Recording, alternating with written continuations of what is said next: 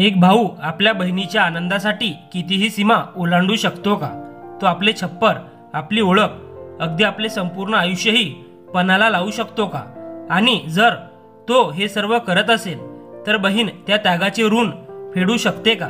ही राकेशची कहाणी आहे, एका भावाची ज्याने आपलं घर, आपल्या पूर्वजांचे स्मृतिचिन्ह विकून आपल्या धाकट्या बहिणीचं लग्न लावून दिलं आणि स्वतः रस्त्यावर आला. पण त्याला हे माहीत नव्हतं की निघताना त्याची बहीण त्याच्या हातात एक सीलबंद लिफाफा देईल, जो उघडताच त्याचे संपूर्ण आयुष्य हादरून जाईल. त्या लिफाफ्यात नेमकं काय होतं, कोणतं गूढ त्यामध्ये लपलेलं होतं?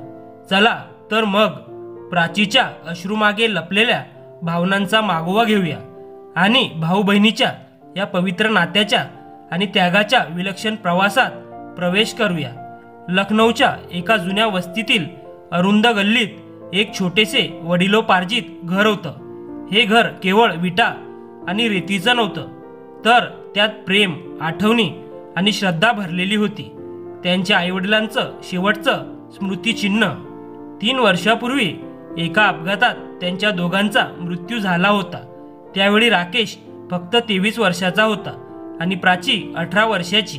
त्या दिवसापासून राकेशने प्राचीसाठी आई आणि वडिलांची दोन्ही भूमिका स्वीकारली होती.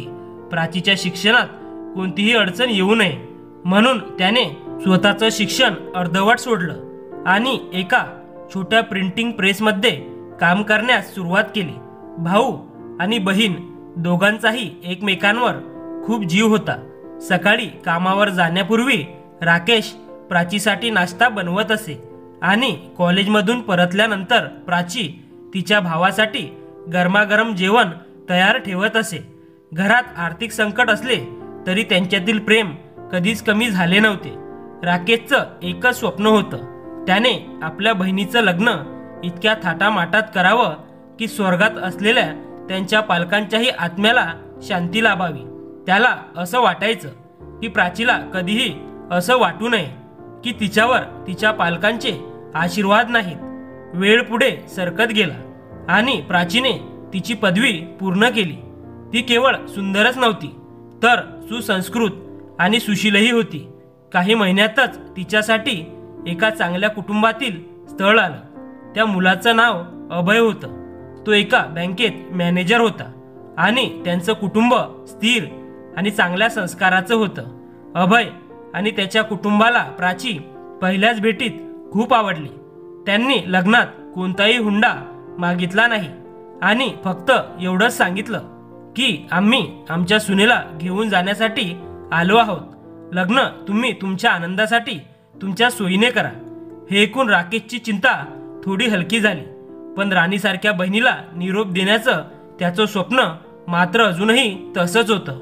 त्याने लग्नाच्या तयारीची यादी बनवली. एक चांगला बँक्वेट हॉल, शहरातील सर्वोत्तम केटरर, प्राचीसाठी डिझायनर लेहेंगा आणि बारातीत आलेल्या पाहुण्यांच्या स्वागतात कोणतीही कमतरता राहू नये यासाठी लागणाऱ्या सर्व सुविधा, या सर्व गोष्टींमध्ये खूप मोठा खर्च अपेक्षित होता. त्याने आपली सर्व बचत मोजून पाहिली आणि लक्षात आलं की ती रक्कम लग्नाच्या एकूण खर्चाच्या निम्मीही नाही. त्याने मित्रांकडून कर्ज मागण्याचा विचार केला. तो बँकेतून कर्ज मिळेल का यासाठी इकडे तिकडे धावपळ करू लागला. पण प्रत्येक ठिकाणी त्याला निराशा पदरी पडली. दिवस सरत होते आणि लग्नाची तारीख जवळ येत होती. राकेशची रात्रीची झोप हरवली होती. तो प्राचीसमोर नेहमी हसत राहायचा, पण जेव्हा एकटा असायचा तेव्हा त्याच्या डोळ्यात खोल चिंता आणि असहाय्यता स्पष्ट दिसायची. एका रात्री जेव्हा कोणताही मार्ग दिसत नव्हता तेव्हा त्याने आयुष्यातील सर्वात कठीण आणि मोठा निर्णय घेतला. त्याने त्याचे वडिलोपार्जित घर विकण्याचा निर्णय घेतला. हा विचार डोक्यात येताच त्याचे हृदय अक्षरशः कापले. त्या घरात त्याच्या बालपणीच्या आठवणी होत्या. त्याच्या आईने बनवलेल्या स्वयंपाकाचा सुगंध अजूनही त्या भिंतीमध्ये रेंगाळलेला होता. त्यात त्यांच्या वडिलांचे फटकार आणि प्रेम मिसळलेले होते. त्या घराच्या प्रत्येक भिंतीने त्यांना हसताना, रडताना, जगताना पाहिलं होतं. ते घर विकणं म्हणजे स्वतःची ओळख मूळच गमावण्यासारखं होतं. पण दुसरीकडे त्याच्या बहिणीचं सुख हेच त्याचं स्वप्न होतं. त्याला वाटलं की हे घर फक्त 4 भिंती आहेत, पण माझं खरं जग म्हणजे माझी बहीण आहे. जर तिच्या सुखासाठी मला रस्त्यावर यावं लागलं तरीही मी तयार आहे. त्याने प्राचीपासून ही गोष्ट पूर्णपणे लपवून ठेवली. त्याची अजिबात अशी इच्छा नव्हती की त्याच्या बहिणीला तिचा भाऊ तिच्यासाठी किती मोठा त्याग करत आहे याची थोडीशीही कल्पना यावी. पुढच्या काही दिवसात राकेशने एका प्रॉपर्टी डीलरशी बोलून घराचा सौदा निश्चित केला. खरेदीदाराने त्याला लग्नाच्या खर्चासाठी मोठी रक्कम आगाऊ दिली आणि लग्नानंतर घर रिकामे झाल्यावर उर्वरित रक्कम देण्याचे आश्वासन दिले. राकेशच्या हातात पैसे होते, पण त्याला असं वाटत होतं की त्याने आपला आत्माच विकला आहे. आता लग्नाची तयारी जोरात सुरू झाली होती. राकेशने त्याच्या बहिणीच्या लग्नात कोणतीही कमतरता ठेवली नाही. शहरातील सर्वात महागडा बँक्वेट हॉल बुक करण्यात आला होता. विविध स्वादिष्ट पदार्थाची यादी तयार करण्यात आली होती आणि प्राचीसाठी दिल्लीहून खास डिझायनर लेहंगा मागवण्यात आला होता. भावाचं हे प्रेम पाहून प्राची आश्चर्यचकित झाली. भाऊ, तू हे सगळं का करतोयस? अभयचं कुटुंब खूप साधं आणि चांगलं आहे. त्यांना या सगळ्याची गरज नाही, असं तिने विचारलं. राकेशने तिच्या केसांवरून हात फिरवत हसून उत्तर दिलं, अगं वेडे, मी हे सर्व त्यांच्यासाठी नाही तर माझ्या आनंदासाठी करतोय. माझी एकच बहीण आहे. जर तिच्या लग्नात काही कमतरता राहिली तर मी स्वतःला कधीच माफ करू शकणार नाही. भावाचं प्रेम पाहून प्राची भावूक झाली, पण त्या हास्यामागे लपलेल्या वेदना आणि त्यागाची तिला पूर्ण जाणीव नव्हती. लग्नाचा दिवस उजाडला. संपूर्ण परिसर दिव्यांनी उजळून निघाला होता. लाल वधूवेशात प्राची अप्सरापेक्षा काही कमी दिसत नव्हती. राकेश आपल्या बहिणीकडे पाहून क्षणभर आपलं सगळं दुःख विसरला. लग्नाची मिरवणूक आली. मोठ्या थाटामाटात तिचं स्वागत करण्यात आलं. हारांची देवाणघेवाण झाली आणि फेऱ्या पूर्ण झाल्या. राकेश प्रत्येक विधीमध्ये आघाडीवर होता. तो एका जबाबदार भावासारखा सगळं सांभाळत होता.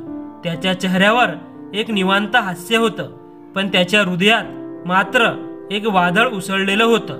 तो वारंवार त्या घराकडे पाहत होता जिथे आता तो फक्त काही तासांसाठी पाहुणा बनला होता. सकाळी निरोपाची वेळ आली. तो दिवस कोणत्याही भावासाठी सर्वात कठीण असतो. प्राचीने आपल्या भावाला मिठी मारली आणि रडू लागली, भाऊ, स्वतःची काळजी घे.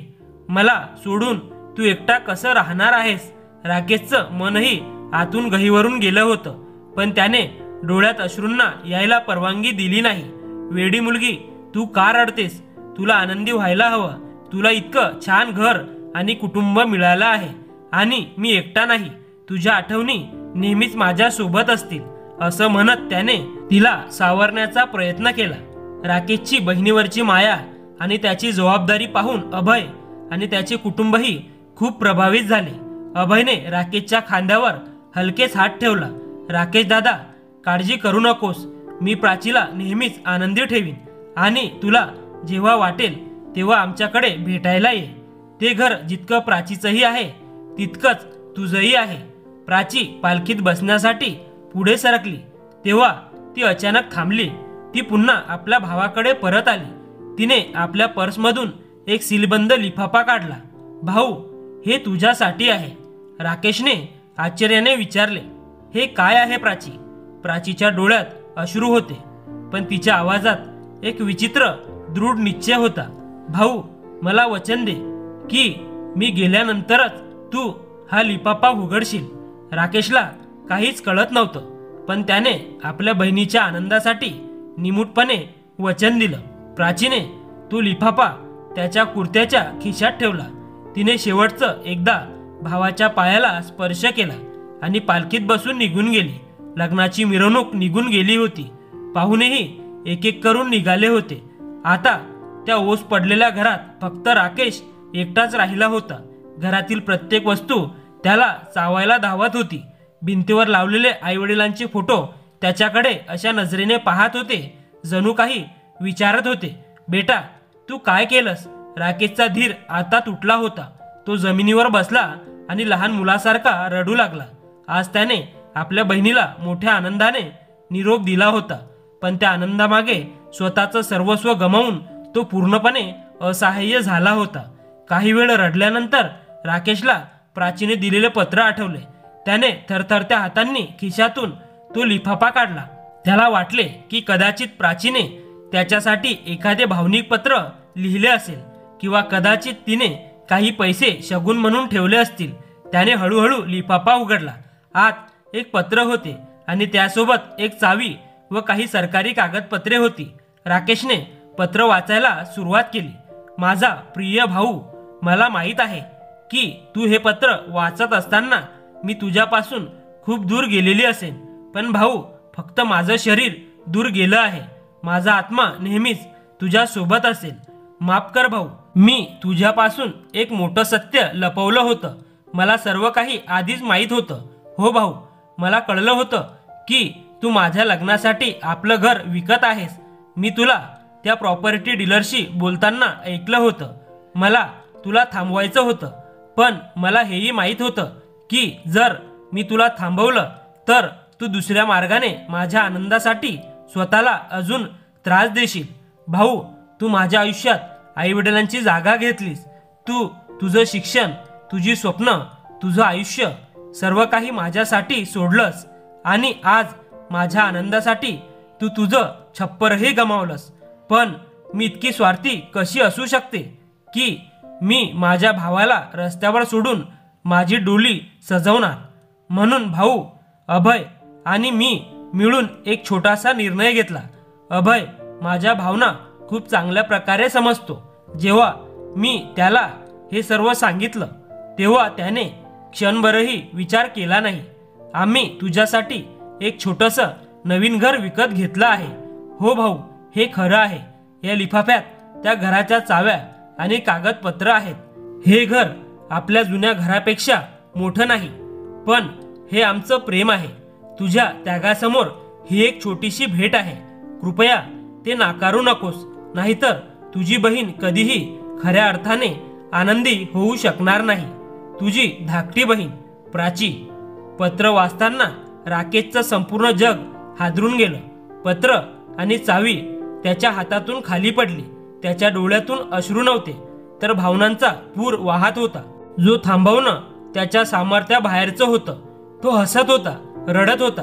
त्याला स्वतःला काय करावं हे समजत नव्हतं. जिला तो अजूनही निष्पाप लहान मुलगी समजत होता, ती प्राची इतकी समजूतदार, इतकी दूरदृष्टी असलेली आणि जबाबदार कधी झाली हे त्याच्या लक्षातच आलं नव्हतं. त्याला वाटलं होतं की तो तिच्यासाठी त्याग करत आहे, पण प्रत्यक्षात प्राचीने त्याच्यासाठी प्रेमाचा आणि आदराचा असा महाल उभा केला होता, ज्याची किंमत पैशात मोजता येणार नव्हती. त्याने जमिनीवरून चावी उचलली आणि ती कपाळाला लावली. तो रात्रभर झोपूच शकला नाही. दुसऱ्या दिवशी सकाळी तो त्या पत्त्यावर पोहोचला, जो पत्ता त्या कागदपत्रांमध्ये नमूद केला होता. शहराच्या एका शांत आणि सुशोभित परिसरात एक छोटंसं सुंदर घर होतं. बाहेरच्या नेमप्लेटवर राकेश प्राची निवास असं लिहिलं होतं. राकेशचा घसा पुन्हा दाटून आला. त्याने चावीने दरवाजा उघडला. घर पूर्णपणे सजवलेलं होतं.